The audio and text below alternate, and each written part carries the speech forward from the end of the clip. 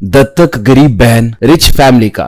बहादुरा नामक गांव में किशन और बबीता नाम के दंपति को बच्चे नहीं थे। इससे वो लोग एक अनाथ आश्रम से कीर्ति नाम की एक बच्ची को गोद लेकर आए। 1 साल तक कीर्ति का अच्छे से देख रेख किए। इतने में बबीता को प्रिया नाम की एक बेटी पैदा हुई और तब से बबीता कीर्ति की परवाह करना छोड़ दी। बेचारी कीर्ति को ठीक से पढ़ाती नहीं थी।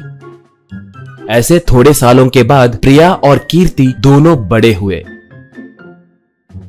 एक बार प्रिया प्यार कर रही हूँ कहकर एक अमीर लड़के को लेकर घर आई। बबीता खुश होकर शादी के लिए मान गई, मगर वो देखकर कीर्ति, माँ ये अभी छोटी है, अभी इसकी पढ़ने की उम्र है और ऊपर से लड़के के बारे में पता किए बगैर कैसे शादी करोगे, बोली। बबीता तब, चुप रहो, कल मुही कहेंगी मेरी बेटी को अमीर रिश्ता आया है कहकर तुम जल रही हो ना। कहकर थोड़े दिनों के बाद प्रिया और विनय की शादी की। बाद में एक गरीब लड़के को देखकर कीर्ति की भी शादी करवाई। अगर कभी कीर्ति उनके घर को गई तो प्रिया उसके पति के लाए पैसों के बंडलों को अपने ऊपर डालकर कीर्ति को दिखाते हुए उसके गरीबी का मजाक उड़ाती थी। ऐसे थोड़े दिनों के बाद कीर्ति घर को गए तो भी कोई उससे ठीक से बात नहीं करने के वजह से कीर्ति अब उनके घर को जाना ही बंद कर दी। थोड़े दिनों के बाद विनय को शराब पीने की लत लग गई। शराब पीते हुए, जुआ खेलते हुए उसने पूरी जायदाद को खो दिया।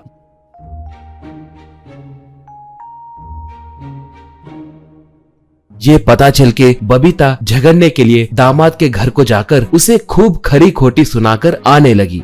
ऐसे वो लोग पैसे नहीं रहने के कारण बहुत परेशान हो रहे थे। एक बार बबीता अनहोने में शहर के एक घर के सामने से गुजर रही थी तो वहाँ पर उसे एक आलीशान घर दिखाई दिया। वो घर बढ़िया है सोचकर झांक कर देखी तो उस घर में कीर्ति तन कर काम वालों से काम करवा रही थी। ये देखकर बबीता आश्चर्य में पड़ गई।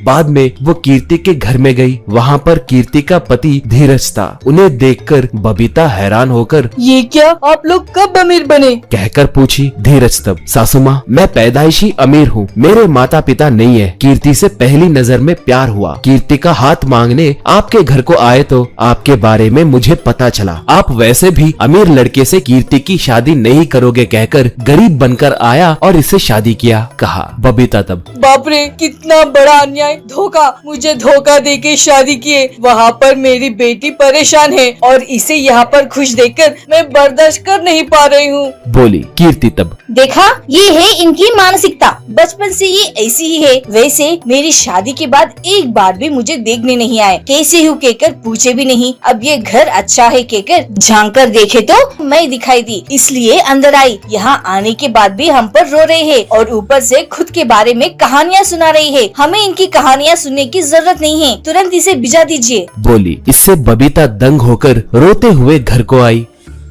घर को आकर पति से कीर्ति के बारे में बताकर बहुत रोई। किशन तब, देखो बबीता, मुझे कीर्ति के पति के बारे में और उसके शादी के बारे में पहले से ही पता था, मगर मैं तुम्हारे बारे में अच्छे से जानता हूँ इसलिए नहीं बताया। विनय के बारे में कीर्ति बताए तो भी तुमने नहीं सुना और प्रिया की शादी की, कहा। बबीता तब, ये क्या जी, मैं उतनी बुरी हूँ क्या, उसे भी बेटी की तरह देखी ना, मेरे पेट में पली है कहकर प्रिया को थोड़ा ज्यादा प्यार दी, बस उतनी सी बात है ना, बोली। किशन तब, देखो बबीता, एक बार गोद लेने के बाद वो हमारी अपनी बेटी हो जाती है, मगर तुमने फर्क दिखाया, इसलिए भगवान ने भी फर्क दिखाया। सब अपनी अपनी किस्मत है, कहा।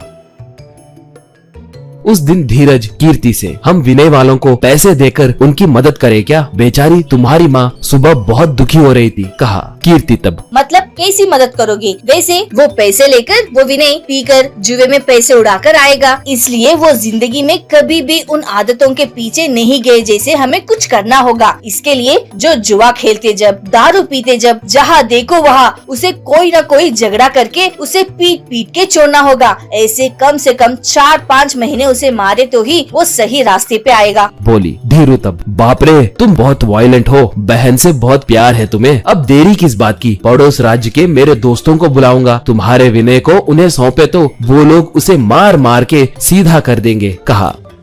अगले दिन वो अपने दोस्तों को बुलाकर विनय के बारे में बताया। तब से वो लोग विनय जहाँ भी जाता तो वो एक एक करके उसका पीछा करने लगते। बार में पीते वक्त उसे जानबूझकर झगड़ा करके उसे मारने लगते। जुआ खेलने वाले जगह पर भी उससे झगड़ा करके उसे बहुत मारने लगते। ऐसे 6 महीने तक उसका पीछा करके जहाँ दिखे तो वहाँ उसे मारने लगे। इससे विनय को दारू और जुआ से चिढ़ मचने लगी और वो उन आदतों से दूर हो गया। थोड़े दिनों के बाद धीरज विनय के बारे में पता करके उसे अपने पास बुलाकर उससे एक अच्छा व्यापार शुरू करवाया।